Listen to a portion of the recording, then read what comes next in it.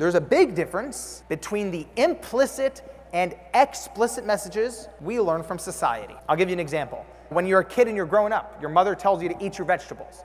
That's an explicit message she says to your face. Now, let's say you wake up in the middle of the night and you see your mom eating chocolate ice cream in bed. That's an implicit message. Now, which message do you think has the strongest hold on a child's behavior? Of course, it's the implicit message. Now, let's take that into the business world, and it works exactly the same way.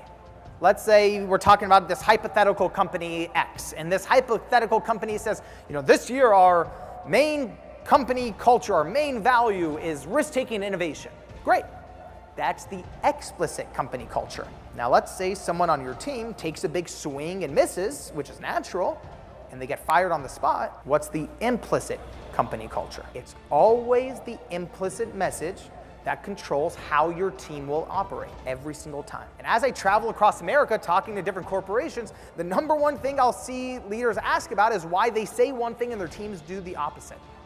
And what I tell them is the easiest way to understand that is you can name that gap the implicit message.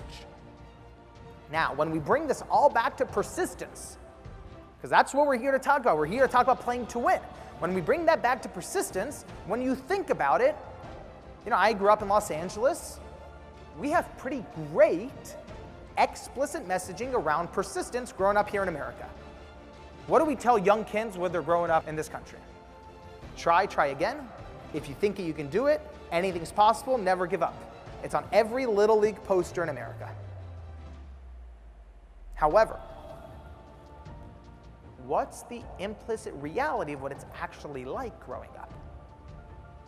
Let's say you're trying out for the baseball team and you don't make it the first year.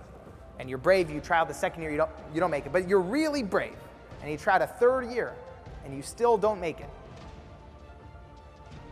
What do the people who love you the most tell you? What about basketball? You're tall, you can give basketball a shot. Or what about softball? By the way, these are not your competitors or your enemies. This is your mother. These are your best friends. They teach you implicitly that after a couple attempts, you're safer if you pack up and go home. And it's not like we enter the workforce and someone in HR sits us down and says, all right, let's unpack your implicit messaging from your childhood before you begin the sales process. We carry these things in our emotional backpacks without even knowing. And it wasn't until this experience with Larry King that my implicit messaging from my childhood completely shattered and got replaced with the reality of how persistence actually plays out in real life.